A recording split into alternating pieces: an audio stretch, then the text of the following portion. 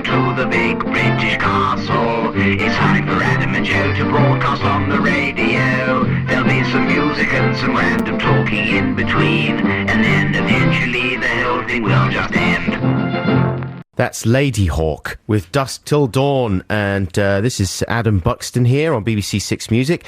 Joe is away today, listeners, and I'm joined by our buddy Garth Jennings. Hello there, I'm standing in again. Joe just keeps going away and I just keep coming back in. He's still standing. Joe is off in Los Angeles, and he's assured me that he's not hanging out with Will Smith, because that's my friend. Yeah.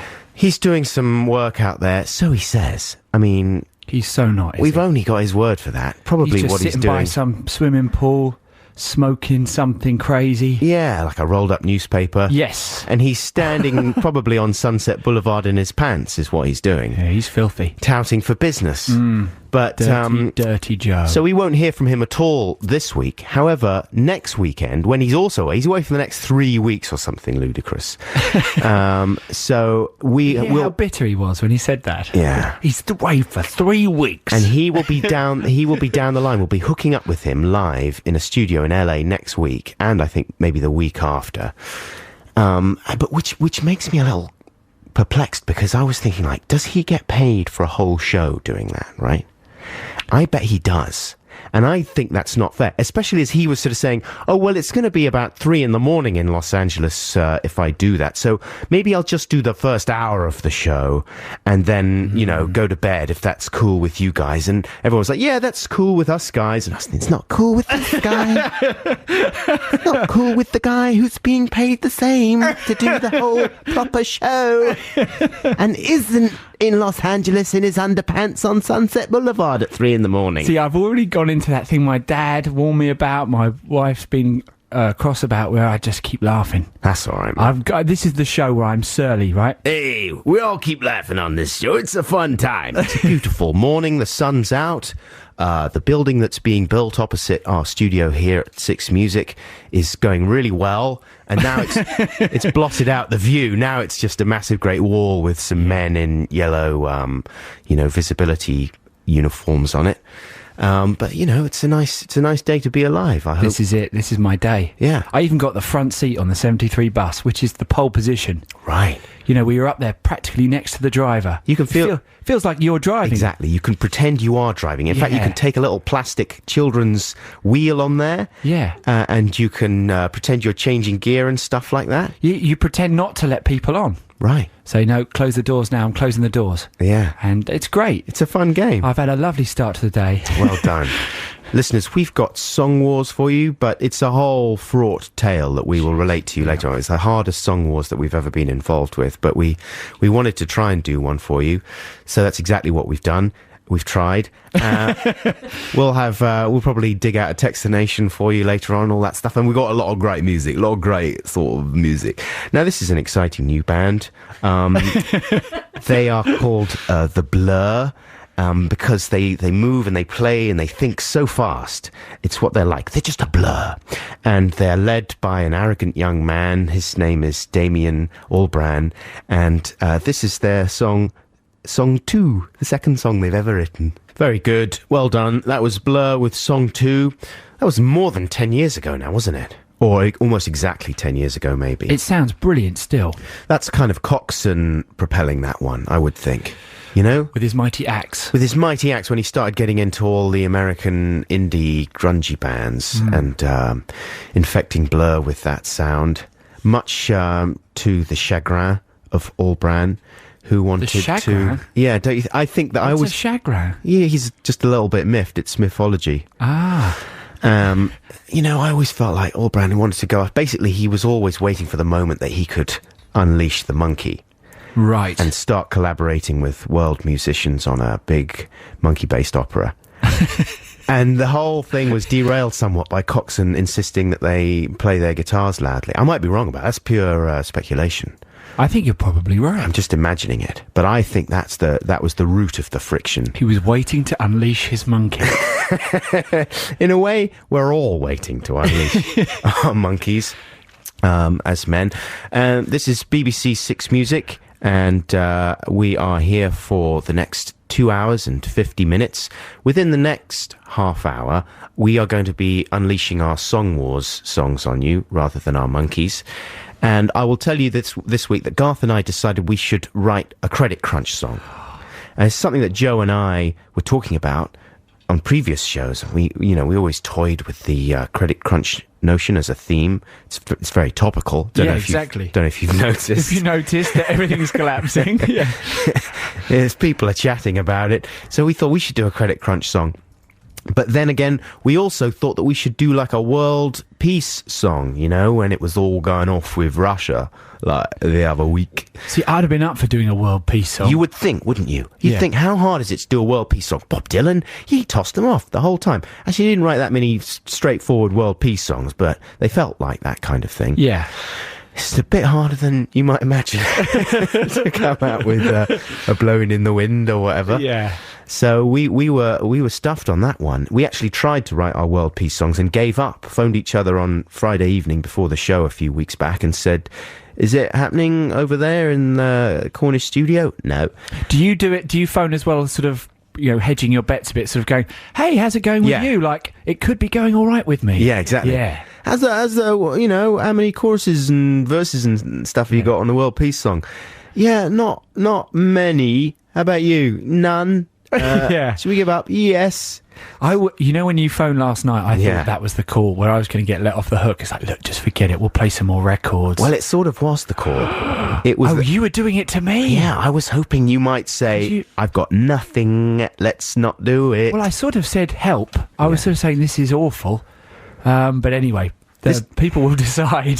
This is the thing, you see. Like, if you were doing it for a TV show or a show or whatever, you would work until you had something you were pleased with. You would reject a certain amount of stuff. But if it's just, you've got to do it for the radio show, and the stakes aren't necessarily that high. No, but also the thing is that I haven't had a chance to do anything all week because I've been doing my other job. Yeah. So I got home last night trying to get it done before... Your neurosurgery job. Yeah, exactly. I got people to fix. Garth is like the embodiment of house. Yeah, I like, sewing things up, getting it done, and stumbling around and going, brrr. And he does an American accent as well. I do an American accent. What's that? Is that your American accent? Yeah, how you doing now? And I've had a cold, you might be able to hear as well. It sounds good, though. You sound good with a cold. So some people sound rubbish. The last time I saw you, I had a cold. You've always got a cold. You're the cold man. You're Oscar Coldman. I'm like Steve Austin, and my bionics aren't working because you've infected me, Oscar Coldman. You're just weird. Anyway, let's play some more music and maybe do Song Wars after this. Yeah. I don't know what you think about that. Sadly, Rick Wright from Pink Floyd died this week. Did you read that? I did. And he was only 65, which seems too young. But man, if you're a musician, if you go on stage, you're dealing with that amount of stress. And that's by the way of any crazy, little cups of crazy food you might be... What am I talking about? My brain's shut down. You know what I'm saying. It's really difficult to deal with those crazy... Being a rock star is a stressful job, is what I'm saying. And unfortunately, I think it might shorten your life. Anyway, this is... a song that Rick Wright wrote for very early Pink Floyd, and it's one of my favourites. It's called Paintbox.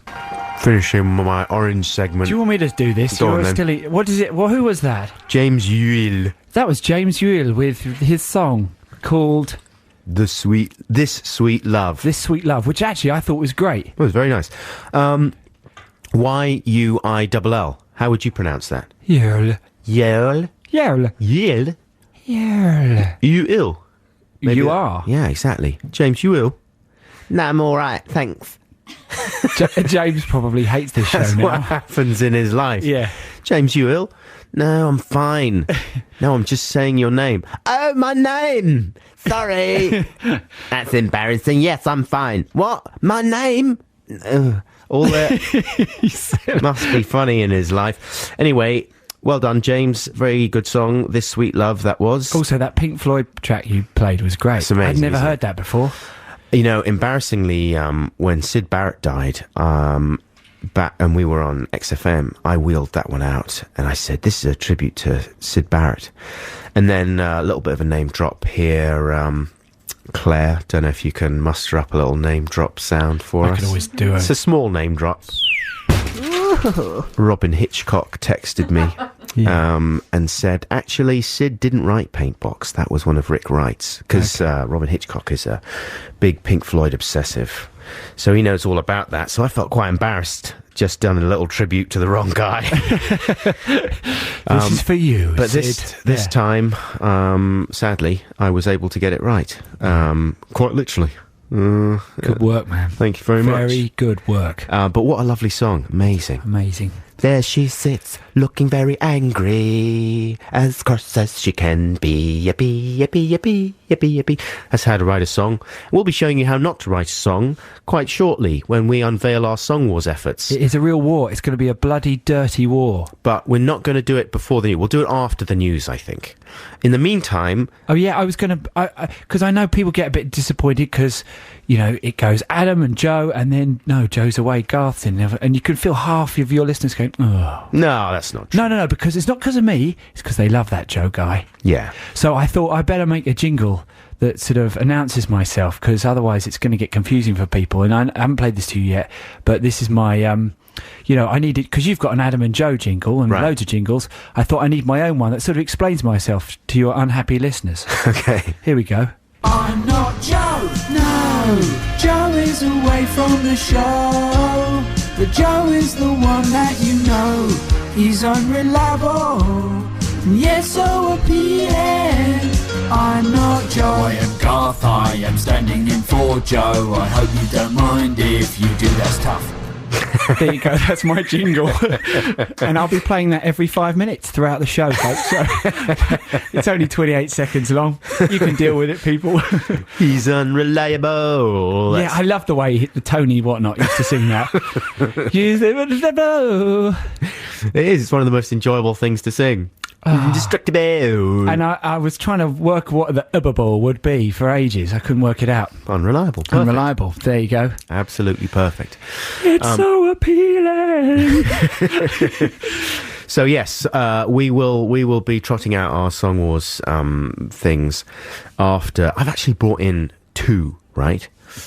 Which is not strictly allowed. I'm only going to be submitting 1 for competition. That's fine. I tell you what, anything goes, because I was struggling so badly, so you can just do whatever you like. I'm bringing in the other one purely as a curiosity, you know, like a DVD extra, where you can kind of look at it and think, well, yeah, that's a deleted scene. That is deleted. But then when you compare it to the one I'm actually submitting, there's no real difference in quality.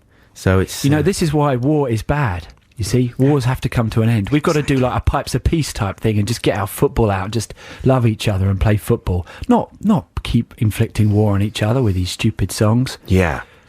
I'm thinking about all the loving that we're going to be the loving each other bit. How are we going to do it exactly? Maybe you could explain while this song is playing. Okay. Do you want to introduce this? A bit of Hot Chip. Oh, Hot Chip, Over and Over. Yeah, go on, play it. Hot Chip with Over and Over. This is Adam Buxton and Garth Jennings here on BBC 6 Music. It is 9:30. Time now for the news read by Harvey Cook. That is Prince, the Purple Ponce, with I Could Never Take the Place of Your Man.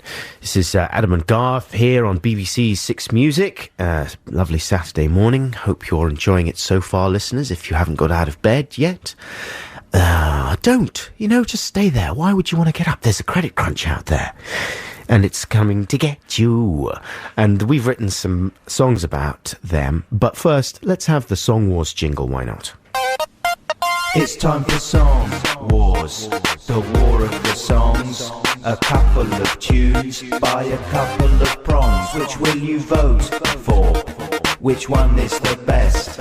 We're putting our songs to the listener test, so check it out. And the whole notion of which one is the best is somewhat moot this week. It's more like, I'm guessing it's more like which one is the least grating. Yeah, because I think I might win in grating. You reckon? Yeah. Last time we did this, I was really excited about playing my song. Yeah. This time I'm terrified. Well, last time your song was a smash, wasn't it? I beat you. You did. You absolutely thrashed me. Come on. Well... Come on, what am I saying come on for? Because it's fun, isn't it? Come on. It's something that people say. It's something that Justin Lee Collins might say. And that's true. And that's good enough. Did you see the Hairy Monster doing his Star Wars reunion thing last week? No, I didn't. Incidentally, it was quite enjoyable. Anyway, that's by the by. I've brought in not one but two attempts at this Credit Crunch Song Wars thing, right? Right. And I think what I might do... Have you got both of them lined up, Claire, or just the one? No, I've got... Do you want to hear my first attempt? Yeah, go on. Okay. So this is... I just bit off way more than I could chew with this, right? But way more than you could crunch. Exactly. Yeah. I couldn't even start to crunch this. And so the subsequent thing is totally overblown. It's like a little mini Dickensian opera. Brilliant. Based on a musical riff that might be familiar to listeners.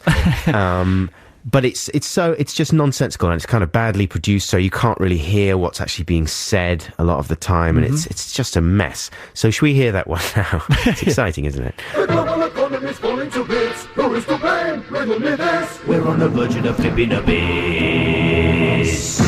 Except this abyss hasn't got little nice aliens at the bottom.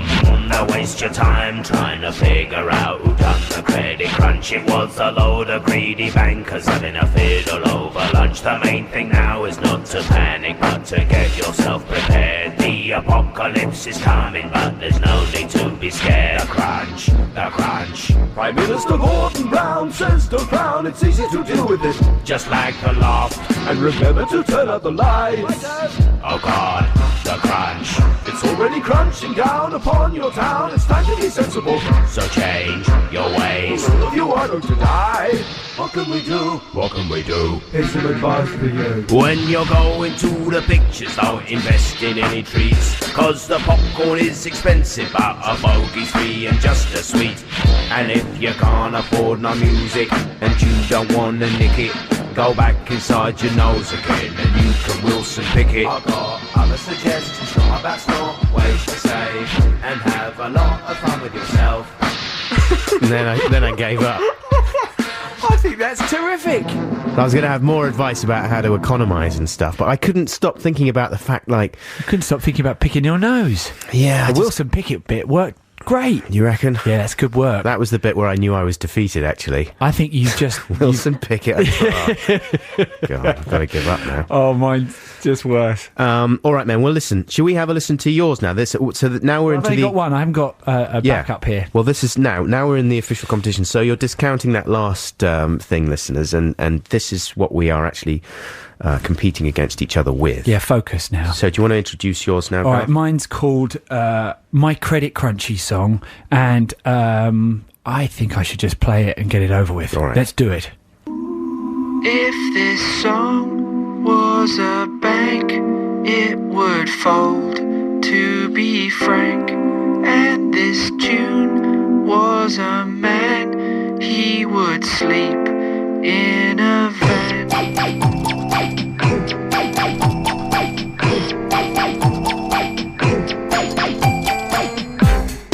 If this beat was a check, it would bounce, you can bet. And these chords were a shop, it would be boarded up.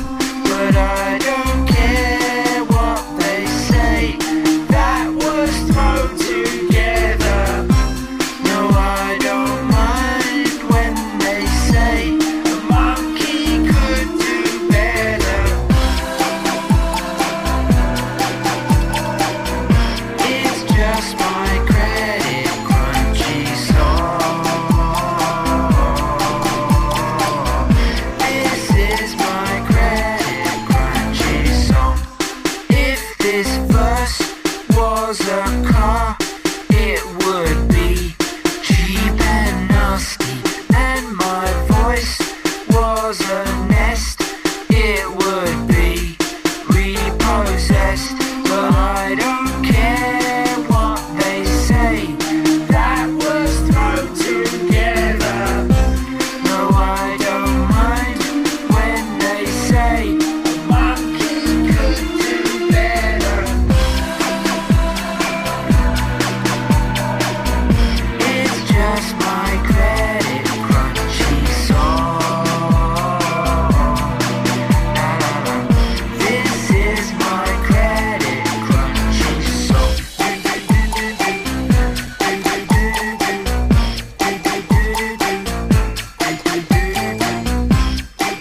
Oh, he's gone for the fade.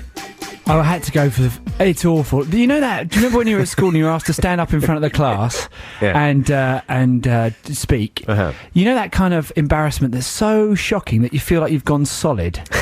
Like if you're like a solid brick of red. Yeah. That was me for the last 2 minutes. That was good, man. I enjoyed that. You know what? Bless you. That was musically superior. You sidestepped the whole actually writing a thing about the credit crunch. I didn't know what to write about. Basically, all your lyrics were like, this is a song about the credit crunch. This is a rubbish song, and if it was about the credit crunch, it would be like this. I couldn't think of anything. You shirked I tried to creatively bend the brief. Well, I think that's fair enough. Lord have mercy. You know what you should do is retool that song and write some actual proper lyrics that aren't about the credit crunch for it, because that's a nice song. Okay. I would enjoy that. That's as good as Hot Chip. Hot Chip? That's even better than a lot of this stuff. Oh, I don't know about that. I do. So that was Garth's credit crunch song there. What are you calling it? My credit crunchy song. Fair enough. Yeah. So in the end, after I'd given up on my little mini opera there, I just thought, okay, I'm going to have to do something that I've been thinking about doing a lot. Sometimes when I run out of ideas for Song Wars and I'm up against the deadline, I think, ooh, okay, it's time for this tack. Maybe I should play mine after the next track. No, all right, then I'll play it now. It's only short. And that is to do an homage to Radiohead's Fitter, Happier. Oh, you clever sausage. You know that track? You've won the war. Well, no, not necessarily, because it's not in any way a song, but it is kind of a song.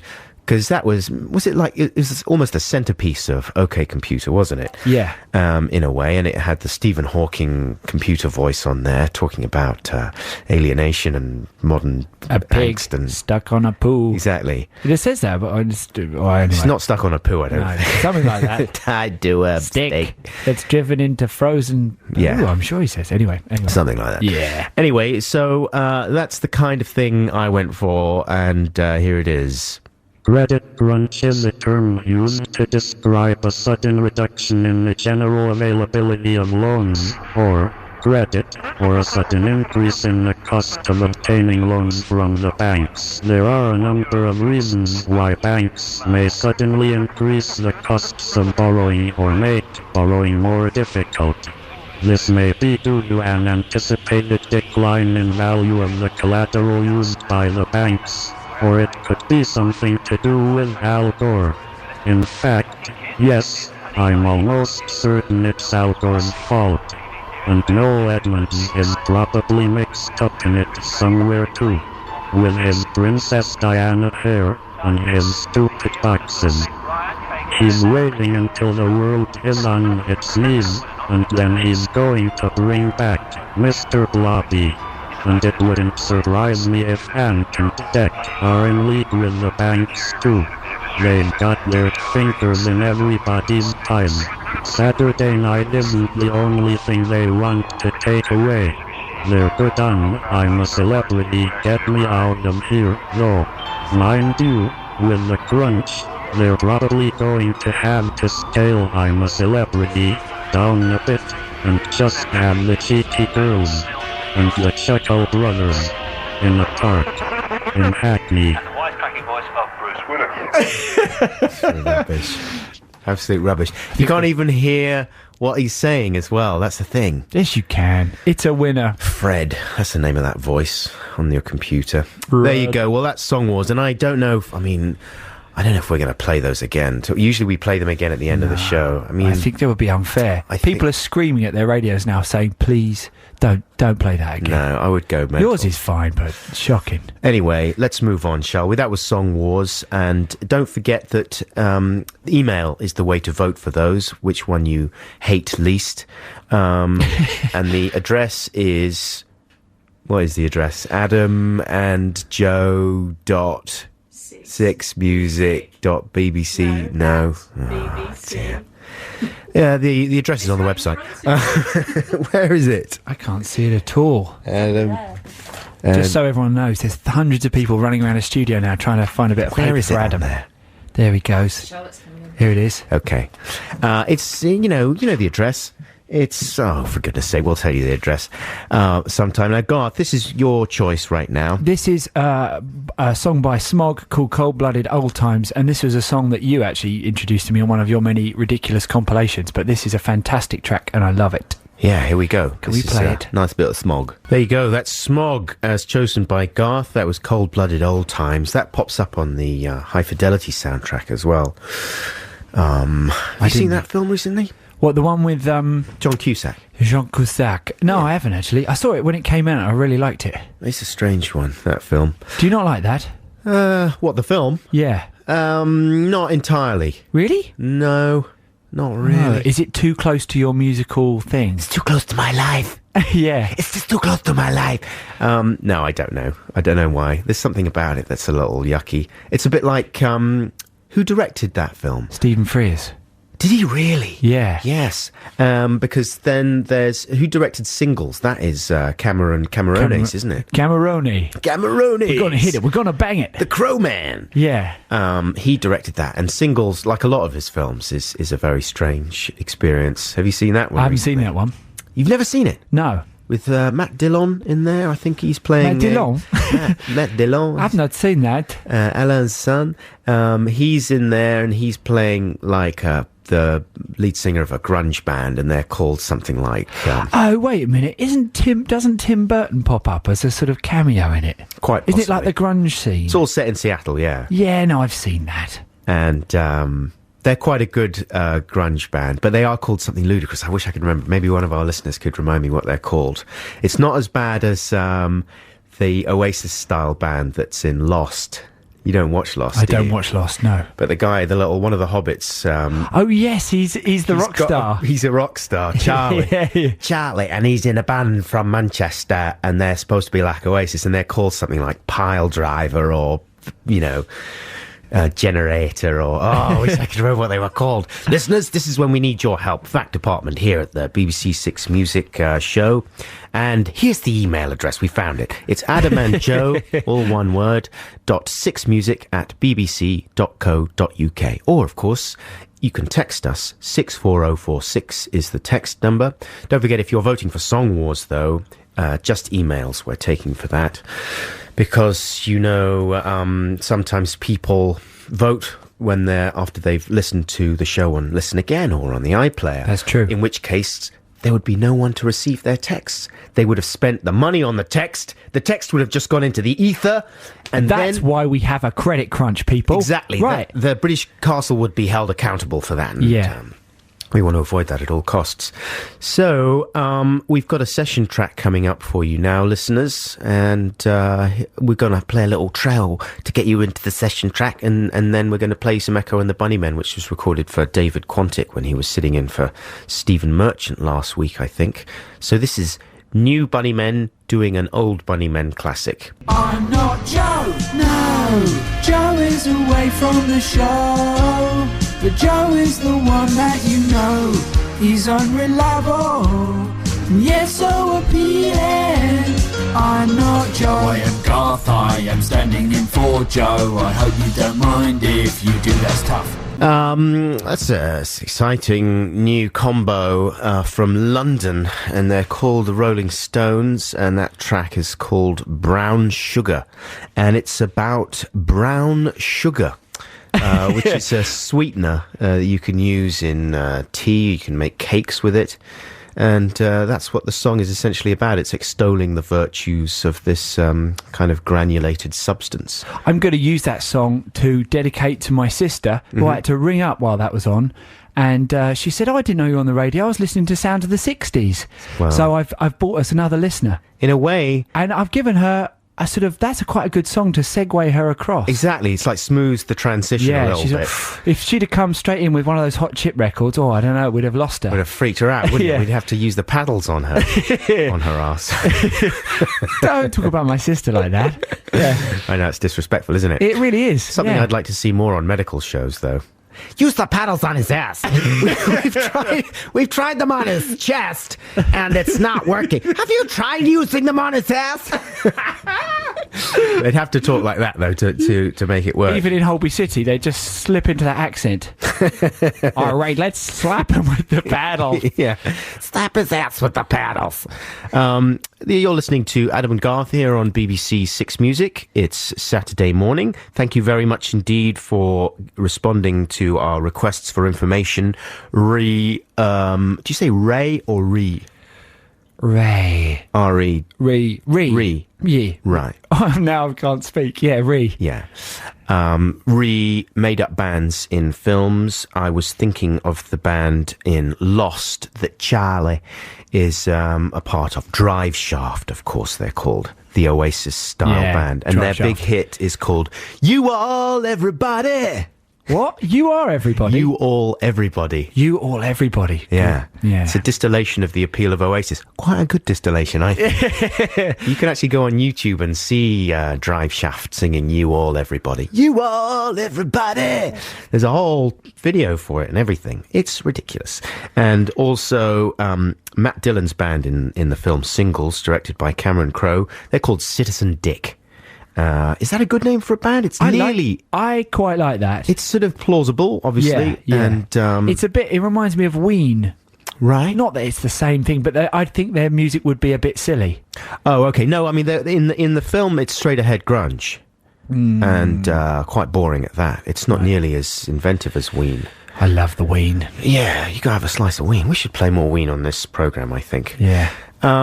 Anyway, so thank you very much for responding to that. We are going to be unveiling our Text the Nation subject shortly, I think. But by way of sort of easing us in there a little bit, I will tell you, Garth, that the other weekend I was in the east of England, in East Anglia, and we went to a fun park with my children, and it was called the Dino Park. And it's kind of dino themed, and it's a fun place. And I'll tell you more about it. Surely you can't go wrong with dinosaurs. No, well, exactly. It's genius. It's absolutely genius. And I think it's one of those situations where maybe there's a stately home or whatever, or a large piece of land with farmland attached, and maybe they've fallen on hard times, or because of financial pressures, they've had to make it, commercially put dinosaurs in it. Viable. Yes. Exactly. We're losing money. Happened. Get some dinosaurs. Because that's again how they speak on those properties. That's right. Get some dinosaurs. Get some dinosaurs. Yeah. That's what Richard Attenborough. It's Richard Attenborough, yeah. Dickie Attenborough. Dickie, yeah. That's how he should have spoken in Jurassic Park. Yeah. That's actually... Where are my grandchildren going? In a way, he almost does, though. Sometimes he's Scottish, sometimes he doesn't bother. He does. He forgets when he's eating the ice cream and the shadows are on the wall. Right. He goes straight back to Dickie. He's not bothered at all. He goes all back to that, and then the next he goes, all right, let's go. Look at the dinosaur. Let's get some dinosaurs. All right. It really is. If you're ever watching that film, watch when he's eating the ice cream. It's like Spielberg just wasn't even there that day. He was captivated by... He was going, Dickie. I'm under Dickie's spell. Oh, Stevie, I forgot to do the accent there. That doesn't matter. That was Scottish, right, Dickie? Yes, Stevie, that was Scottish, yes. Yeah. That's a good accent for Spielberg as well. Why like that? But anyway, we were in the Dino Park, and I'll tell you more about the Dino Park after the next track. But this is by the way of all that. We were at the wishing well, right? Oh, yeah. And my eldest son was throwing in a coin there, and I had a few euros that I gave him. You cheapskate! Wait a minute! Whoa, no, not that coin. No, not that one. That's silver. You can have this. No, this one's silver as well, and it's quite big. You can have a couple of euros.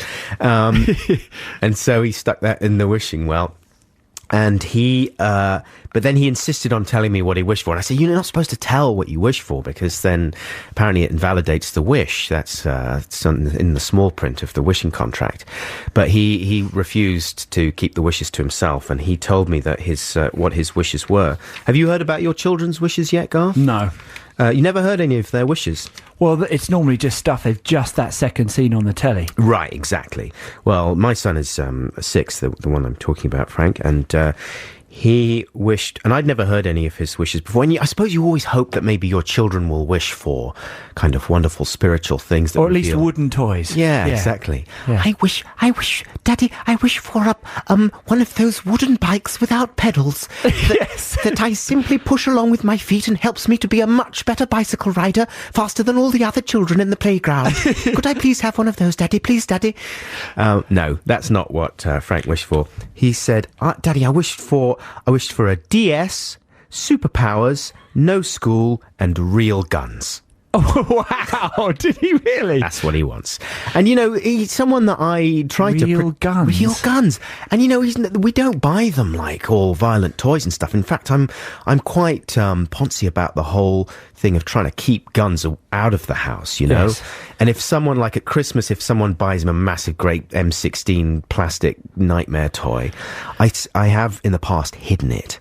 And just hoped, like, I haven't got rid of it exactly because it's not really on. Like, someone's bought him the toy and it's his toy and everything. But I felt so conflicted about it because I don't, you know, I hate guns. You can have this when you join a gang. Exactly. Yeah. When you join the army, you can have this one. You can have it back. But then, you know, I thought, oh, this is no good. You can't hide his toy. You can't tell him how to think about these. He's got to make up his own mind, you know. But he loves the guns. It's just innate, I think. They always do. And he's not like a little roughy-tufty in other ways. But there's something about little boys, it's hardwired into them. They absolutely adore guns. Yeah, well, they'll just point their finger at you and shoot you with that if they haven't got a plastic gun. Right. It's weird, isn't it? It's what Guy Ritchie's built his entire career on, presumably. is knowing that piece of information. Well, he's a rock and roller, isn't he? A rock and roller. Rock and roller. Sorry, I can't help saying that. DS superpowers. He was non-specific about his superpowers. Just any superpower would do. Yeah. I mean, but it's like a manifesto for modern youth, not only for youth, but kind of kidults. It's what the whole entertainment industry is based on.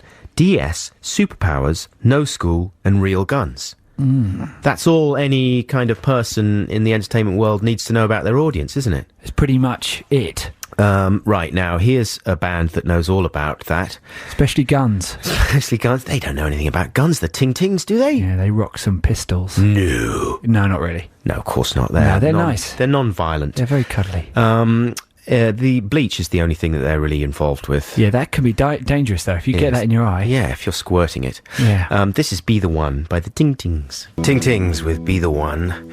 This is Adam and Garth here on BBC Six Music. Joe is away. He's going to be away for the next few weeks, in fact, listeners. But this will be the only week where you don't hear his voice at all. Next week, we're going to be joined by him live down the line.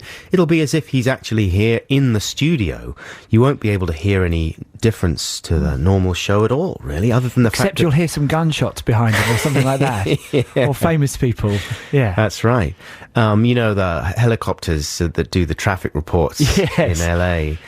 This is true. They all have like bullet holes underneath because the people in the gangs in LA, they just sometimes when they're feeling happy or whatever, they'll just fire their guns up in the sky.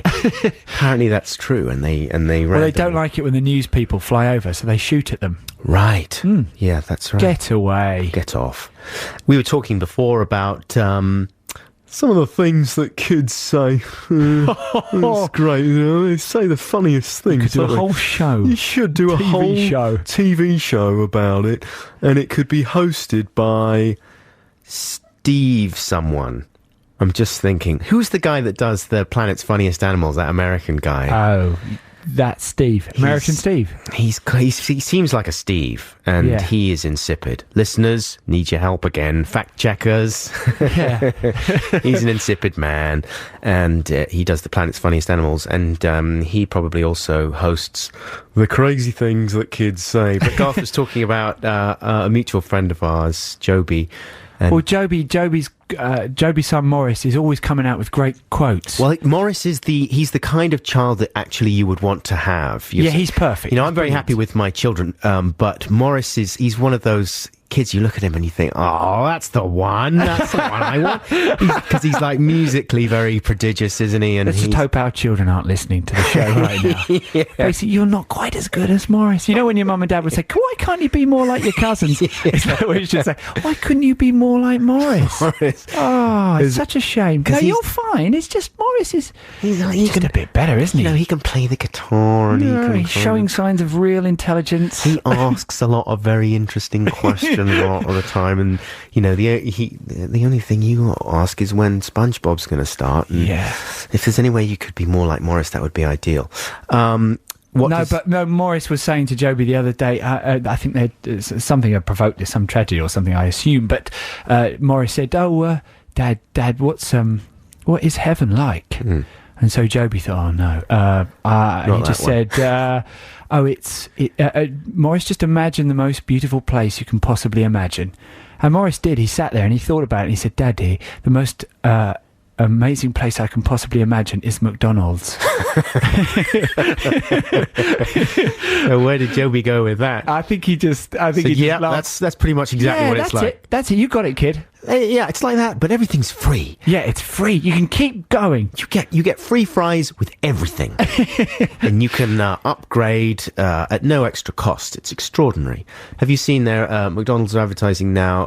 They're kind of trying to spin the whole notion of McJobs and turn it from being something with a negative connotation into being something to be celebrated. Oh, really? And they've got quotes which are apparently real but may well be made up from members of their staff, just talking about how much they love their McJobs. Is this real? Yeah, this is real. I haven't seen that. I love my McJob. Why wouldn't you? It's one of the greatest jobs there is. It's brilliant. And it's like, why don't you come and discover the wonderful world of McJobs? You know? And they will, I'm sure they will manage to do it, because when you've got a corporation of that size, if they decide they're going to do a little spinning, it'll work. Sooner or later, there may be a couple of years of resistance and cynical carping from people like me, but eventually that'll be forgotten. That sounds like something from The Simpsons. I mean, it sounds like you'd hear someone go, I love my job, and their face would be sort of mutated as they say, and you'd be saying, that's the joke, right? It's like, it's, you know, anyway, but... 5 years from now, people are going to be saying, oh yeah, it's a brilliant job. It's the best job you could imagine. It's a McJob. It's a McJob, yeah. Yeah, it's an absolute McJob. Yeah, and even if you've got another job, it's like, I've got a wicked McJob today. Yeah, I'm on. That's right. I'm working on. Oh, I'm not going to do that one. I'm going for the McJob. I've either got this job or I've got a real McJob here. I've got a choice. I've been promoted. I've got the McJob. Jeez. All right, now, after this, we're going to launch Text the Nation, listeners, proper, and get your feedback.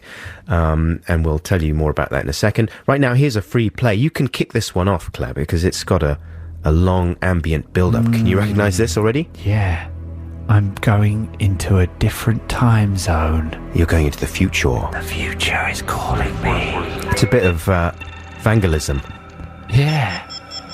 Of course, these are the main titles from the film Blade Runner by Vangelis.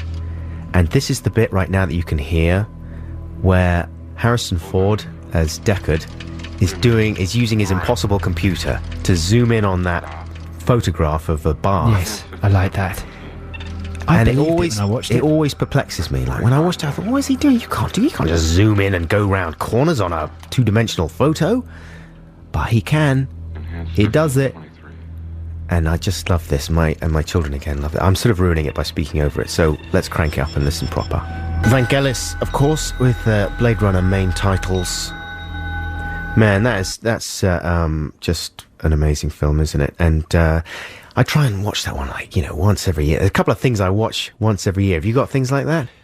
It used to be Billy Wilder movies. I mean, it still is, really. I drag out The Apartment at least once a year. Right. I love that film. I don't know if I've ever seen that. It's unbelievable. With Jack Lemmon. Yeah, I'm going to have to quit now.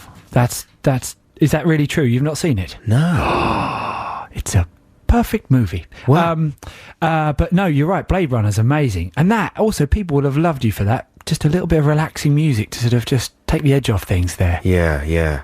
Oh, it's so evocative, though, isn't it? It's brilliant. So it's almost like a perfect score. That. I love movie voices and sound effects like that as well, where it just doesn't sound like normal life. It sounds brilliant. Blade Runner, I'll haul out once a year. I'll haul out the Dark Side of the Moon Pink Floyd classic albums documentary. I've never seen that. Have you not? No. Well, you know the classic album series, right? Yeah. It's they do docs and they go and go behind the making of all. I saw the Fleetwood Mac one. Right. Yeah. They're always showing that one, and they show the Graceland one, the Paul Simon one, a lot. And they've done them for all sorts of different albums. There's one for Nevermind by Nirvana, which is good. And usually the backbone of the thing is they'll chat to the engineer, the studio engineer or the producer, and he'll be sat there at the mixing desk and he'll go through and fiddle around with all the faders. And he's like, oh, you can hear Kurt's harmony on here. And, that's Dave's guitar part coming in. We're doubling it up there. You can hear. And, I remember the one on Fleetwood Mac when he goes, listen to this on Gold Dust Woman. You can hear Stevie Nicks screaming. And she's just going, ah! Ah! Like this sort of in the background. It was really weird. Is she in distress, or is it? Well, towards the end, it's really the distance. It really sort of turned right down. But it's a song about doing naughty things, and she's paying the price for it at the end of the record. There you go. Yeah. Well, the Pink Floyd one is amazing. It's one of the best in the series. If you haven't seen it, I highly recommend it. They've got all the original members there, obviously apart from Sid, but Sid wasn't really involved with Dark Side of the Moon, so why would he be involved in the documentary? But it's really good, and they deconstruct the whole thing, and you've got Gilmore playing all his little guitar parts and going through all the and showing you how he did all that. Oh, it's just amazing. I love that. And they even interview the guy who does all the I've always been mad. I've always been mad. All the bits of spoken word stuff. They kind of show you how they came about, and it's wonderful. It's like the perfect music documentary. Anyway, and also another good one, by the way, is I'd be interested to hear what films or TV shows listeners drag out on a regular basis if they do that kind of thing. But another one, the perfect one to do that with, is Groundhog Day. That's a great movie. Yeah, that is really good. I'll allow that one. All about a man reliving the same day over and over again, and it is watchable over and over again as well. It's a perfect film, isn't it? Yeah, that's just my great. cup of tea, that one. Some people hate watching films more than once. Pauline Kael, the film critic, she would never rewatch a film. She would never watch a film more than once. I just think that's unbelievable. Well, it is funny, though, because you can listen to an album a million trillion times, but you really can't watch a film as anywhere near as much as your favourite album. No, exactly. So listen, we waffled right the way through the introduction of, that was my fault, of Text the Nation. We'll launch Text the Nation after the news. Right now, here's a little bit of Last Shadow Puppets. Last Shadow Puppets, My Mistakes Were Made For You. This is Adam Garth here on BBC 6 Music. The time has just gone 10:30. Time now for the news and music news with Harvey and Andre. Yeah. Hives with Hate to Say I Told You So. This is Adam and Garth here on BBC 6 Music, and I think it's time now, why not, to launch Text the Nation. Text the Nation. Text the Nation. What if I don't want to? Text the Nation. But I'm using email. Is that a problem? It doesn't matter, text. This is the part of the show, it's the nation's favourite feature, where we talk about a subject, and then we ask people to send in their own thoughts on that subject. That was really Do you clearly understand? explained. Do you get it? Do you understand me? I mean, it's a very newfangled I don't know thing if it's that going to we're work. doing here. The fangling is entirely new, and you have to have a license for this kind of fangling, but we've got one. We secured one, and so that's why we're allowed to do it. No other radio show does this kind of thing. No one's done this. With a jingle, at least. I don't Not think like that. it's exactly the same. So it's brand new. It's a whole new dawn of radio, and it's exciting. So what we want you to do, listeners, today is, well, let me tell you this first of all. I'll tell you a little bit more about the Dino Park that we were at the other day in East Anglia. I think they call it Norfolk's #1 attraction, or maybe they refine that by saying #1 dinosaur-based themed attraction or something like that. But anyway, it's popular, and rightly so, because it's a wonderful park, and we spent a very enjoyable day there, and the children absolutely loved it. Happened to be a nice day as well, which didn't hurt. And basically what happens is, it's in the grounds of this stately home, I think. But it's a nice bit of land, and you go in there and you drive and you park in a field or whatever, and off you go. And obviously you have to walk through. The box office is right next to the ticket office is right next to the merchandise shop, as always happens in these things. And they channel you out through the shop, so your children badger you incessantly until you actually buy them some little plastic piece of old crap, and then you can finally leave. But that happens at the end. When you go in, you get channeled through, and there's they've constructed loads of big dinosaurs, as you would imagine, out of fiberglass and stuff, and done it jolly well. And some of them are hollow, and you can climb around inside there and stick your head out of various dinosaur cavities. And, that's my idea of a good time. It's fun, isn't it? It's a little bit like Jim Carrey in Ace Ventura 2 at the beginning there, when he sticks his head out and he's born out of the back of that rhinoceros. It's one of the greatest scenes in cinema history. But anyway, unfortunately, that's not available at the Dino Park. But it's fun. You can walk through, and basically, it's a way of just having a day out where you can go for a walk with the children, where they won't actually get bored. And no, I don't want to go for a walk. I want to play with my DS and my real guns. But instead, you can say, no, look, well, it's not a walk. It's a Dino Park, right? So you walk through the forest, but there happen to be these kind of fiberglass dinosaurs secreted in the forest there, and you can point at them. Although my son Frank got very melancholy at one stage because there was a sort of diorama of a couple of dinosaurs eating like another one, you know what I mean, that they'd killed, and they were now preying on it. And he got quite emotional about it. And I think it's difficult sometimes for children to make the transition from watching these films and animated features that anthropomorphize these kinds of creatures, you know? Have you ever seen the film Dinosaur, for example? Oh, yeah. Animated one. And I think he'd seen that one recently. So suddenly to be confronted... that doesn't prepare you for what he was about to see. Even rendered in fiberglass, the reality of the cutthroat world. Snarling, dripping, nature. Bloody reality. It's like, oh. I said, what's the matter, man? That was my friend. He said, yes. What, that actual one in fiberglass? Was he? Yeah, that was my friend. You all right? Do you want to stop and talk about this? No, I'm okay. Let's go now. But he would mention it throughout the day. He just said, let's just get the guns, Daddy. Let's get the real guns.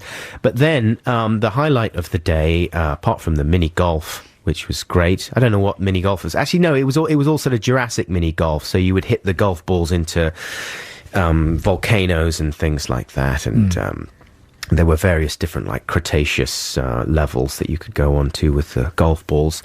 Half the fun of the whole thing was actually just finding spare golf balls, because when we went on there's no golf balls. So I just was... What, the woman selling you the ride said there's no golf balls? No, it was apparent to us. There was no one actually in charge of the mini golf area, but you went there and there was a few poles, what are they called? Bats, sticks, clubs. Oh, golf bats, yes. I know the golf sticks. Golf sticks. So there was a few of those, but you couldn't see any balls. So eventually I just had to go out and root around in the undergrowth until I found a few, and then we could get going. They loved that. That was great fun. And then there was like a go-kart track with some old rusty go-karts that they could kind of push around. Loved all of that. But the highlight was a tour of, like, you go to a safari park or whatever, and you pay your money and you climb on board a coach, and you have that option to go around and take the Jurassic Park style guided tour. And this, they were on like a couple of trucks. And the trucks were all sort of camouflaged, and they had cages built around them. It basically looked as if you were going to be coming up against some Tyrannosaurus Rexes or some Velociraptors or whatever, or some real animals that were equally dangerous, right? Yeah. So the children were very excited. Oh my God, what kind of things are we going to see? And the lady was like, is everybody on? Okay, everybody ready to go? Make sure you don't stick your hands outside of the cages or you might lose them. And, all this kind of thing. Yeah. Don't stick your hands out or anything else that you might be thinking of sticking out. All these kinds of jokes, that go over the heads of the children, I hope. And so off we set. And it's all like trundling. And she goes, we'll be back, we'll be back after an hour. And I'm thinking, an hour? We're stuck on this thing for an hour. So you've paid 10 quid by this time for this tour. And you're thinking, oh, my Lord, 10 quid, an hour. Is they going to get that? They're really going to give you the whole shebang. So you set off and you start trundling off. And then the thing comes to a stop after a few hundred yards, right? And the children are all like, what's going on? What's going on? And nothing's really happening. They open a gate and then you sort of trundle through and you think, right, okay, now we're going into the zone, right? Yeah. We're through the main enclosure. We're going into the killing zone, the danger zone. Just listening to this. Right? Any moment now, like some tigers or some monkeys wielding M16s are going to come out and start singing songs from Damon Albarn's musical. It's going to be dangerous and exciting. And then after another couple of hundred yards, the whole truck shudders to a halt again. And the lady says, right, we're here. Literally, like about 400 yards out. You've only been going for about 5 minutes in the truck. Here we are. Now I'd like you to meet the members of our deer family. And you see some deer. And the deer come up by the side of the trucks, and they're sweet. They're nice deer, And she talks about the deer, and she says their names and what they feed them and how they clean the deer. And the children are like, can we touch the deer? Can we go outside? No, you can't touch the deer. You have to stay inside the caged van in case any of the deer have weapons that they might suddenly use against the children, incurring a lawsuit. So there was no question of touching the deer. Instead, she said, do you want to ask any questions about the deer? No one really did. A couple of people said, how long do their horns go? Well, they can go very long. Any more questions? And it was that kind of thing. Good. Right. Okay, well, so there was about 20 minutes to half an hour's worth of this stuff. Oh, how awful. And we're thinking, is this, no, we're not really going to go back. Yeah, we went back after that. That was it. Out 400 yards, see the deer, and then back. That was it? That was it. Seriously, really, was that it? That was it, yeah. I mean, they did like it. No one was complaining. I'd like to make that perfectly clear before unhappy representatives of the Dino Park start phoning up and say they've been misrepresented. It was a wonderful day out, but for me, I was maybe expecting a tiny bit more. And what I was thinking was, and this is something that tends to happen in the UK more than other countries, I would bet, right? Definitely. It's how we talk about America and we say, oh, that could only happen in America. Right. Well, that's definitely only that could happen in England. I just don't think they would. I mean, I might be wrong, but I don't think that the Yankees would pull that kind of stunt. Their theme parks are on a different level. Anyway, I was going to ask listeners either about real theme parks that you visited that are kind of like that seem to have been knocked together from a few flimsy ideas. Not saying that's what the Dino Park's like, but maybe you've been to one that is a bit like that.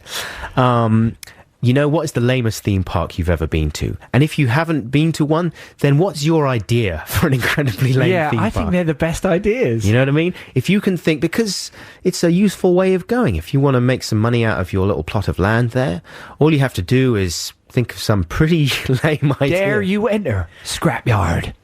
That's Dare right. you? Mind out for the Crusher. Binland. Binland. What will you find in the bins? And it's all like the staff all dressed Don't touch that bin. The staff all dressed as tramps. Yeah. And wondering, welcome to Binland. Because I went to Wookey Hole once. Right. By accident, I got trapped in a rainstorm and I just happened to be near Wookey Hole. So we went in for cover and it was a classic British thing where you go in. It's brilliant, Wookey Hole. If you're planning on going, you must. But there's a funny thing in there where they go, this bit is said to be haunted. And some say a witch once came down here and never came out. In fact, if you listen carefully, you can hear her. And they'd project this picture of a witch, and it was really bad. And it would sort of like go across the cave, and you'd hear this recording go... And the tour guide kind of looked at us with eyes that said, yeah, I know, I'm sorry, let's just keep going. Let's have some music now and encourage you to start sending in your ideas for lame theme parks, either real or imagined. Right now, here's Maya with Paper Planes. I love this. Yep. That was Goldfrapp with Strict Machine. That was a session track right there, recorded in 2003. That seems like a very long time ago. I mean, it is technically 5 years ago. Man and boy. I don't know why I said that. Why did you say I man always and say boy? man and boy when people talk about things being a long time ago. I just go, man and boy. Boy. It's my stock It's response. just nonsense. Yeah, it's rubbish. Where does man People and go, boy come from? oh, I haven't been there for years. And I just go, man and boy. Man and boy. Boy. Not like back in the day. Yeah, or it's old like one of those. It school just or- doesn't make any sense. It's a good test, actually, to see if people are listening to me. Man and boy. If they accept it, it means they're not listening. Yeah. There's a little bit of golf rap for you there. We're going to be reading out some of your Text the Nation suggestions for real and imagined lame theme parks in a few minutes, like in the last hour. It's already the last hour, coming up to 11 o'clock, yeah. It's going to be time for Top of Hour soon, Garth. I love that. Oh, everyone loves Top of Hour. It's good to be at the top. Are we going to go for the jingle or the sweeper? Or both? Jingle. Can we not have the sweeper and the jingle? Here we go. Because I love the Top of Hour sweeper. It's lonely at the Still top. don't exactly know what it is, but I love it. Yeah. But before that, Garth, you have a free play here right now. Yeah, I'm not going to say too much. Let's just play it. It's Put the Lime in the Coconut by the Muppets. I'm not Joe, no. Joe is away from the show. But Joe is the one that you know. He's unreliable. Yes, so appealing.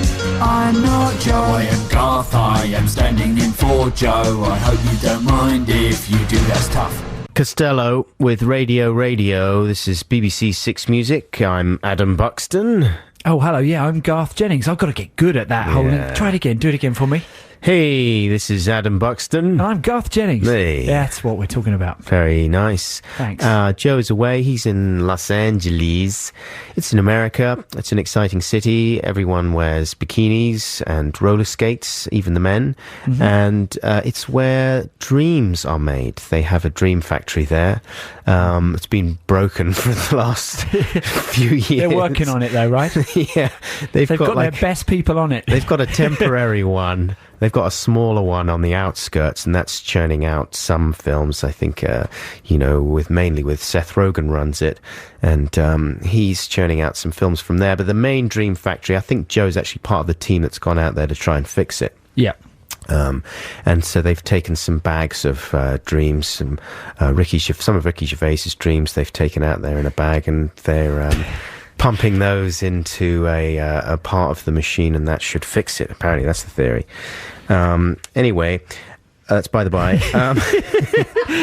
We're going to catch up with some of your suggestions for imagined theme parks, and they could be tourist attractions as well. The more bizarre and ludicrous, the better. Also, real ones we'd like to hear about that you've been to. We'll catch up with that in a little bit. But Garth, I was going to ask you about, when you go to a shop and you're paying for your stuff with the chip and pin thing, yes, right? And you put your card in there and you type in your number. And it seems to be a thing now that all shop staff do a very ostentatious turn away from the that's quite thing, funny, isn't right? it? Yeah. And I wonder if are they told to do this? Like, do they say when they're being trained up? So when the customer puts in his personal identification number, I would at the ceiling. make sure you look. Either turn round completely, or look at the ceiling, or bend down, or hum to yourself, or I fold think it'd your be great arms. if they put their fingers in their ears, close their eyes, and went no. Yeah. Exactly. I'm not looking. I'm not looking. I don't know what your number is. I'm not going to steal it. But has the opposite ever happened? But I've noticed that as well with other customers that are behind you. You know that thing of when you're a bloke and you're walking home at night sometimes, and there's happens to be a woman walking on her own on the other side. You feel very conscious of. You don't want to freak her out. You don't want to freak her out because you were just going home. And you think, and whatever you do freaks her out because you speed up to get past her. That's horrible. And all that. So I've noticed that in the queues when you're doing your chip and pin, and you sort of do that thing. You're pressing your button. You notice people sort of do their.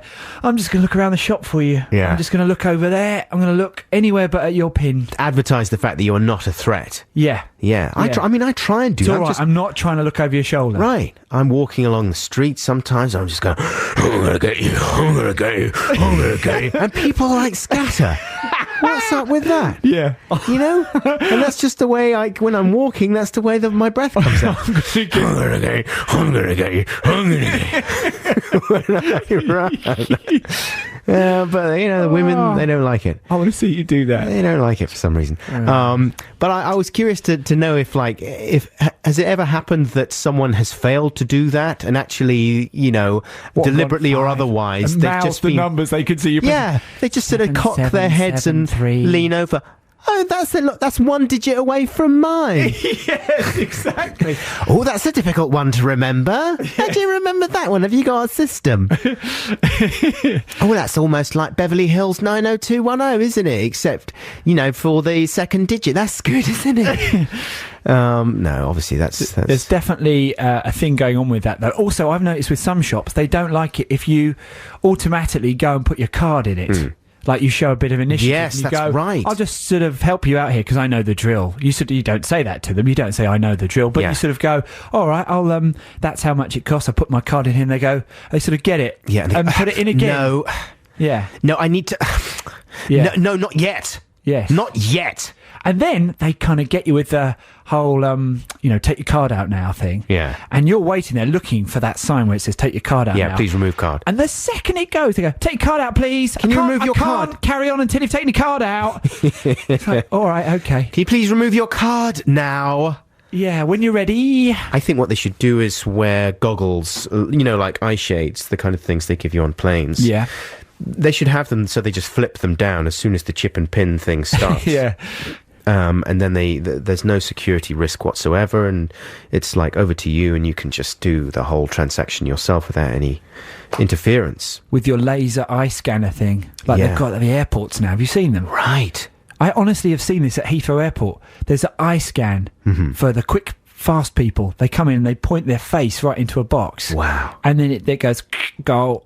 Is the future, man. There's the future right now at the airport. Right there. Yeah. That's how we'll be paying for our sausages. Scanning your eyes. Yeah. Can you put your face in, please? Can you scan your eyes, please, now? And what else could they scan? I could scan all sorts of things. Put your tongue in there. Yeah. Put your tongue in. Stick it out. Pop your winky in there for us, please. Thank you very much. Because exactly, if your eyes have been removed for whatever reason in an accident, or you don't have the use of your eyes in that way, you're going to have to pop some other part of your anatomy in there, aren't you? Yeah. Oh, I know which one I would pop in. Now, let's see. Here is Pavement, and this is a lovely track from their last album, which was called Terror Twilight, wasn't it? Yeah. And this is just a wonderful, beautiful autumnal slice of musical loveliness called Major Leagues. Got the Echoplex out there. Lovely stuff. That's Pavement with Major Leagues. And let's have the Text the Nation jingle, why not? Text the Nation. Text the Nation. What if I don't want to? Text the Nation. But I'm using email. Is that a problem? It doesn't matter, text. And today on Text the Nation, we are asking you about either real theme parks that you've been to, which made an impression for being, shall we say, offbeat, or imagined theme parks, your own ideas for theme parks that you could construct, and especially if your resources were somewhat limited, if you didn't have that much to go on, but you really wanted to open a theme park, what kind of thing would you do?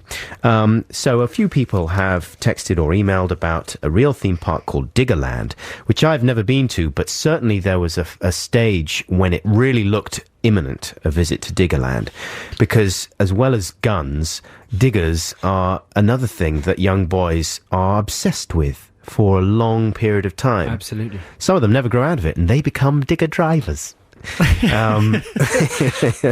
That's who they are, the people on the diggers. They're little children that never grew out of loving diggers. But Diggerland exists. We never actually went there in the end, but we were pretty close a couple of times. Here's an email from Stu W. He says, "Hi there, Adam and Garth. In my hometown, we have a Diggerland theme park. Presumably it's the Diggerland theme park, I don't know. But in which you can drive mini diggers. Brackets is restricted to less than walking pace in speed." Quite right, of course.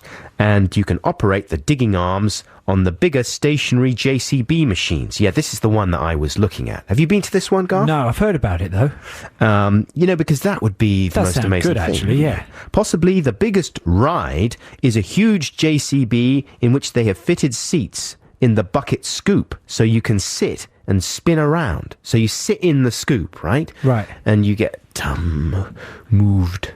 Okay, what we're going to do now is put you in the seat and we're going to move you. But it always seemed a bit... One of the reasons we didn't go to Diggerland was that you just think it's too much. The idea for a child that they might be going to a theme park where they can actually see these diggers and drive them would be amazing. But of course, once you get there, there's no question of them actually driving a real massive digger.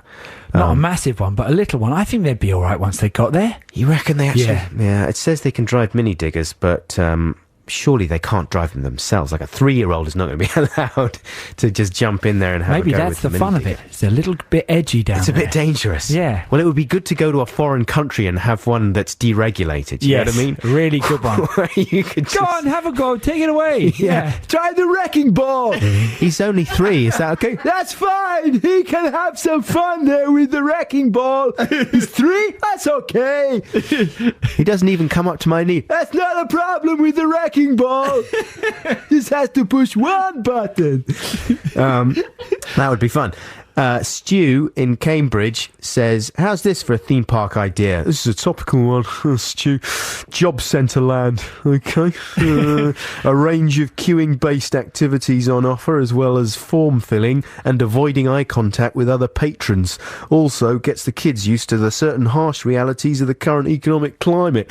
Well, there's a lot of credit crunch-based ideas that you can have for theme parks, and the notion I've got a sort of quite nice one from Ben Johnson in Lancaster. He's found this place called Docker Park Farm, which sounds really nice because kids like going to the little farms. Absolutely. But this one in its things to do section has a nice little bit that you could milk our special cow. I thought that was quite nice. That's it an interactive. actual cow? It is an actual cow. Oh, that's good. It's not a euphemism. No. That sounds nice. Docker Park Farm. I like it. Here's a very short one. Chris in Durham, straight to the point. He says, a real one, Keswick Pencil Museum. Yeah. Fantasy one, World of Pockets. I can see World of Pockets. Can't you? Yeah. And you just have like the centerpiece of World of Pockets is like a giant torso, headless torso. It's just the middle section. It's like from the tummy downwards to the knees, maybe a massive thing. And it's got just a big pair of jeans on there, and you can climb up like a kind of climbing rope thing and jump into the pocket and slide down through the pockets. Maybe one of the pockets has a hole in it. That's what you want. And lots of fluff at the bottom. Exactly. Fluff and giant coins and ticket stubs and things like that. And then you could have, like in the back pockets, maybe it would be a bit racier. I don't know. Use your imagination there. We'll read some more of these out in just a second, but right now, here is are we going to go straight from the trail into my free choice? Yes.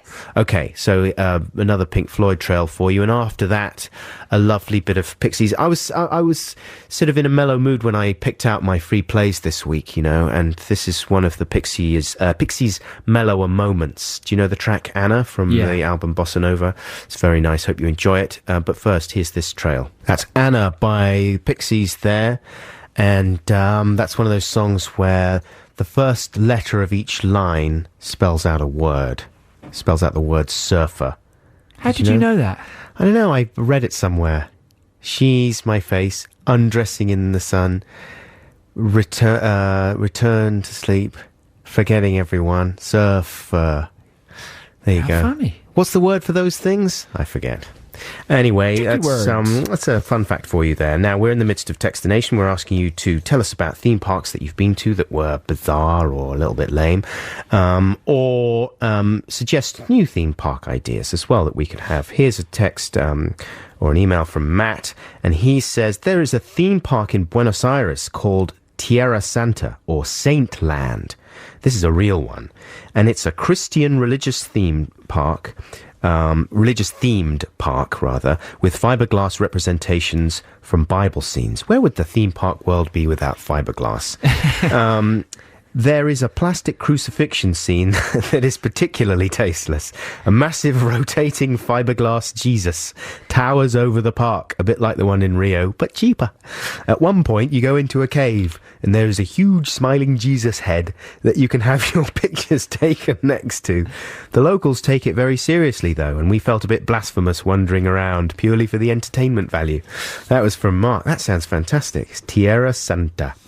It is strange to be immersed in something that means a great deal to somebody else that you don't necessarily have that much. Well, we were in Washington a few months ago working, and we took the afternoon off to look at the memorial. You know, you've got the Lincoln Memorial, and we were walking around and thinking, wow, it is an impressive building. But there was this soldier there who, well, he wasn't a real soldier, he was just a guy in combat gear, and he'd taken it upon himself to just walk around, and people were going, oh, look at that soldier, let's have our picture taken with him. And we were going, look at that soldier, he's an idiot. And he wasn't a real soldier, he was just sort of like this guy. Are you sure? Absolutely, 100%. We checked it out with the staff. There's a security staff. We're saying, who's that guy? Is he part of the thing? They say, no, he just comes here. And people are feeling kind of, you know, they love their picture taken with a soldier in front of Lincoln. That I felt a bit bad laughing at. You're never sure, though, are you? When you see people in full combat uniform, you just think, are you a soldier or a sad man? There was another soldier, sad man, on a plane once who sat next to Nick, my friend Nick, and he said to Nick, I'm a spy. This is true. He said, I've got a recording device in my teeth so I can record conversations with my mouth. And he said, I'm only telling you because I trust you, and you're never going to see me again. That's absolutely true. How long was the flight? 3 hours. Oh, my lordy. Yeah. Lucky he wasn't going somewhere a bit further afield. Now, have you got any there? Yeah, Garth? I've got one from John in Holloway. He said there's two theme parks in Dorset. One's called Monkey World and the other one's called the Tank Museum. But if you're driving along the A303, you'll see a sign for both of them at the same time, which says Monkey World Tank Museum. And I like to think of them as a single fantastic theme park, says John in Holloway. Yeah, that's It would be amazing, wouldn't it? It'd be great. Yeah, you have Monkey the monkeys. World Tank Museum. If you train the monkeys to drive the tanks, yeah, that would be exciting. Fantastic. Email from someone maybe who knows Diggerland or is involved with Diggerland saying, of course, if you're 3, you can't drive the diggers. You have to be 5 before you can start using the diggers, even the mini diggers there at Diggerland. But not in my theme park with the wrecker ball. You can be any age. It doesn't matter for that one. Here is a message from DC Mike in Bearwood, and it says, how about an X Factor themed park?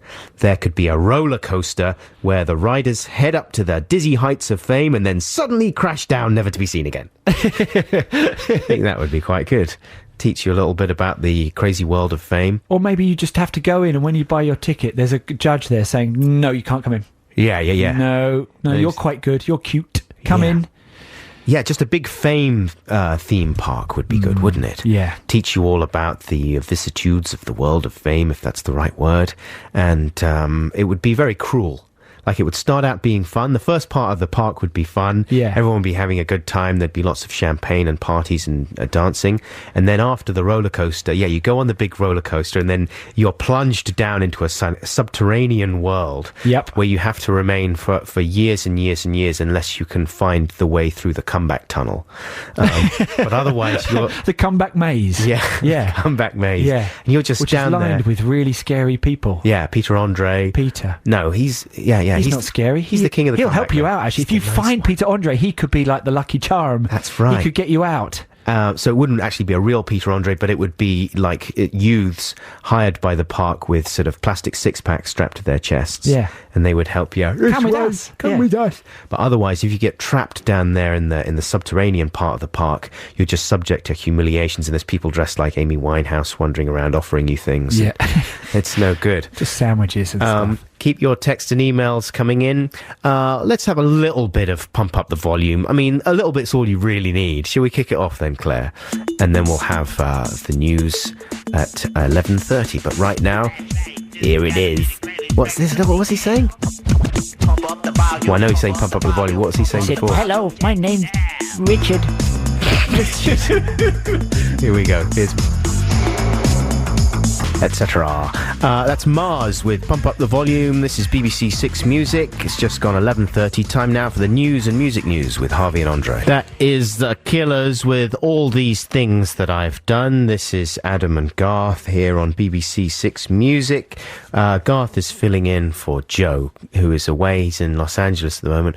Although Garth's gone to the lavvy and he hasn't come back. He may have got lost. Or, oh no, here he comes now. He's back. Are you on now? Yeah, we're on. Oh, Yeah. no. This is the show now. Isn't that like radio crime? Nah, it's all right. It's really hard to get around this building because you need all these like passes and stuff. I actually got a bit trapped there. It's the castle, boy. I was trying to get back. Could you not find the little swipey thing? I couldn't find my way back in here. That's what Claire was talking about before you left. Sorry, everyone. You were like, yeah, I know what you're talking about. You didn't. You hadn't got a clue. Not a clue. Now, let's wrap up Text the Nation right now. We've been asking you about theme parks that either you would like to see or places that you've been before. Like, do you used to read Mad magazine?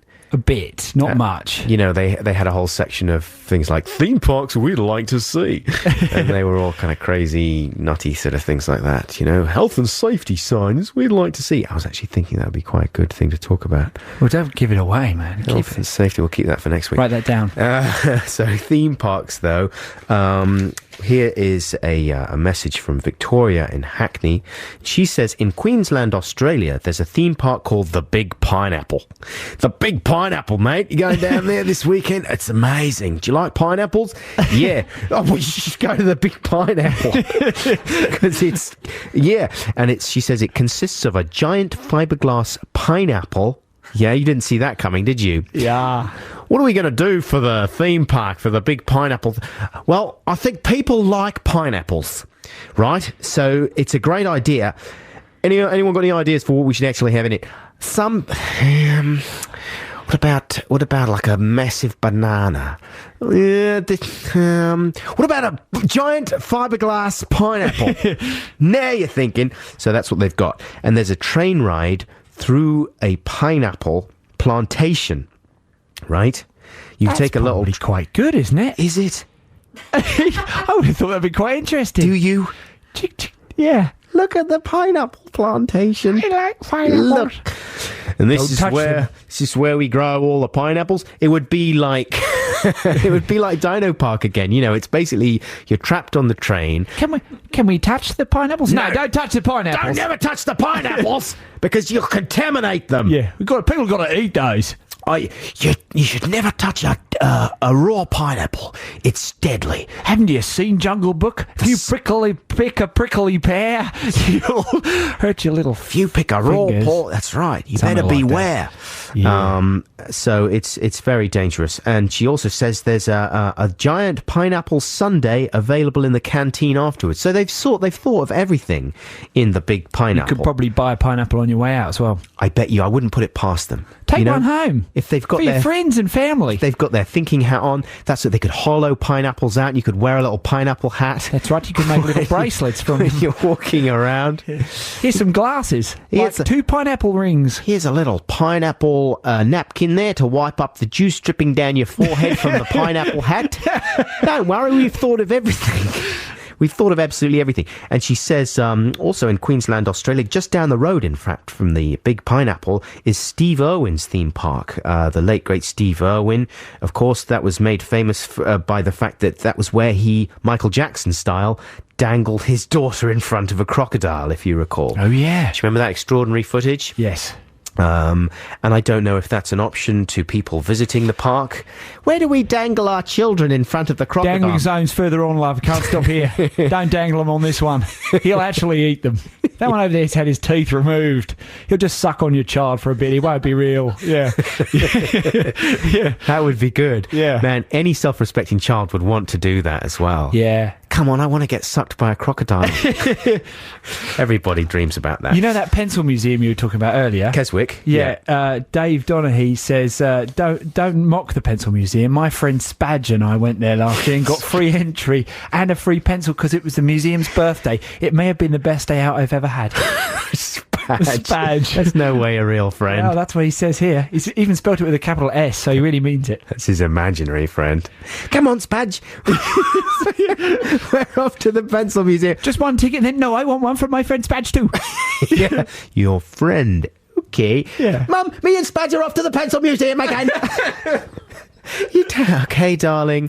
Try and be back in time for tea. Don't forget you've got your job tomorrow. You are 25 years old. Okay, don't worry, Spadge will remind me. Bye, Mum. Come on, Spadge. Off to the Pencil Museum again today. One pencil for me and one pencil for Spadge. There you go, Spadge. You've got it again, Spadge! Can't you hold your pencil, Spadge? That's how it would go. It would be bittersweet. Sorry, Dave Donaghy, for mocking your real friend Spadge. He's not real. He's not real. He's clearly not real. Yeah. Come on, Spadge. Pencil Museum again today. And finally, here's one from Lee. Lee BTN. Is that his name, or is BTN like a shortened version of where he lives, like Bolton or something? I don't know. Morning, Adam and Garth. Garph. That's your new name, Garth. He says, lame theme park proposal. Disaster World. A park full of disaster-themed rides and attractions, open solely to sell a job lot of themed merchandise, such as T-shirts and caps, with the caption, I went for a day out and it was a disaster. Good one. Or he says, Rubbish World, where you tour local refuse tips and get the chance to be a refuse sorter for a day. I bet those exist, and that would actually be quite fun. Refuse tips and, recycling tips and stuff like that are sort of attractive if you're a young person, and you're not allowed to go to them. Like, there's a big recycling place off Smuggler's Way, Garth, in South London. Is there really a road Smuggler's Way. Dare you go there? Don't go down there, child. Recycling. You take in your fridge. Down there, just pile it up next to all the other white goods. If you're recycling boxes and stuff like that, you want to carry on further down Smuggler's Way. So you can go down Smuggler's Way, but you can't. Your children aren't allowed out of the car. No, that's right. That's the same with the one near us. And they freak out. I want to get out. I want it because it looks so fun. Oh, I've actually bent the rules and taken them out. Right. Got them to carry a bit of plywood or something up and lob it, because it is fun. You can lob the wood on there. Something that shatters is the best thing ever. And then you've got the little digger thing with the squasher fitting. Do you know what I'm saying? And yes, exactly. The small digger comes up and it compacts all the rubbish in really, all the bins. theme parks are sort of there. A refuse tip is a theme park. You just got to tell people. You got to change the way they see it. That's all you got to do. Right. Say, come on in. Dump your stuff. You just need a song and a character. Yeah, exactly. And you can get, as long as you can buy a hat on the way out, it's a theme park. And you could buy a hat, or you could just take things away, because there's always stuff when you go. I don't know about you, but when you recycle stuff, like you'll take a load of old shelves or chairs or I don't know what, and throw them in there, like a old guitar that doesn't work or is cracked, and you bung them all on the pile. But then you think, oh, look at that. Yes, you do. I can't believe someone's thrown that away. That's a real bicycle. And the tyres are still full of air. Seems perfectly fine. It's all right. Yeah.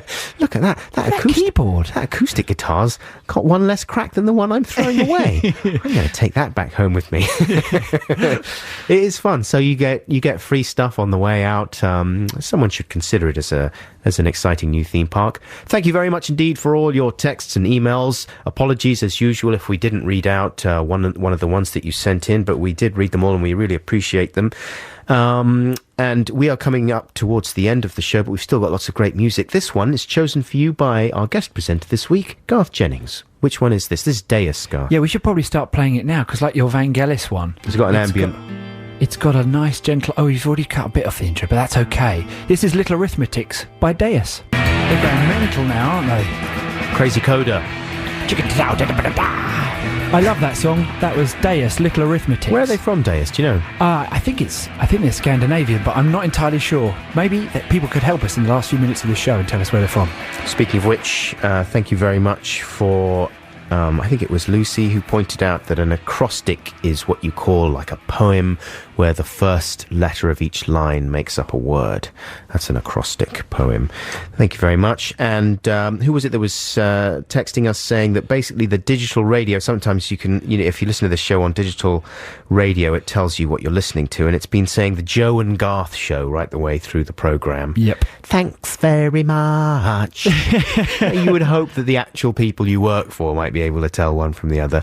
I understand it when people say we sound the same, me and Joe, and oftentimes when they meet us, face to face as well, they just mix up the names. Even our families still do that a little bit. That's all fair enough, but your employer actually putting the name on the radio thing, you would hope maybe they would sort the names out. But it's not a big deal. I'm clearly not hung up about it. You just got to get over it. I'm over it. I'm absolutely... I'm going to give you a big hug after this next song. Don't touch me. Now, we're going to play this song, the Quantum of Solace song. You haven't heard it yet, have you? No, I'm excited because obviously me and Joe did songs for the Quantum of Solace, which comes out in 42 days or something. There's a massive, great... digital readout in Piccadilly Circus here in London that is counting down the hours and the minutes until the Quantum of Solace, the new Bond film, is released. Does that make sense? 40 days away or something? I don't know. I thought it was coming out in October. That sounds like it's too far away. Right. I don't know. Who knows? But it's a few weeks yet, though, isn't it? Yeah. Yeah. And have you heard the Jack White song? Yeah, I heard it. Well, I first heard it on a Coca-Cola advert because they've used it for the new Coke adverts. And then there was this message on some of the music websites from Jack White saying, I'm not happy about this being played for the first time on a Coke advert. That being the first time people hear it. Right. But then I heard it in its entirety the other day on the radio. And it's big and loud and Bondy. I'm not sure if I love it yet, but maybe it takes a few listens. He's got no problem with Coke as a company, though, because, of course, he did an advert for them before. Yeah. But I guess he was miffed that they just used it. But they would have to get a say-so, you would think. Yes, I think it was just that they heard it there first. Right. Who knows? Who knows? You just got to chill, Jack, chill. Jack, if you're listening, why not give us a call and tell us what the whole situation was? But right now, here's Jack White with Another Way to Die. Yes, good Lord. Jack White with Alicia Keys there, squealing and squalling away. That's the theme from the Quantum of Solace, Another Way to Die. I have to tell you, I like it, but I think both yours are better theme tunes. Well, you might be right. I'm going to make a video for mine. Joe's made a video for his Quantum of Solace song. I'm going to try and make a video for mine and put it online before the film comes out, if I can get my stuff together. That's pretty much it for our show. Garth Jennings, thank you so much for standing in for Joe, and Garth will be back with us next week as well. But we'll have Joe on the line live from LA. So tune in for that. We'll also be announcing the results of Song Wars. If you'd like to listen to our Song Wars credit crunch efforts again, you can do so online by listening again to the show, either through the Six Music website or through iPlayer. And don't forget to download the podcasts tomorrow evening after about 6 p.m. on a Sunday. You'll be able to hear the songs therein as well. Stay tuned for Liz Kershaw. Deus were from Belgium, by the way, the band. Little correction there. Thanks, Garth. Thank you for having us. Have a good week. Here's De La Soul. Take care. Love you. Bye. Bye.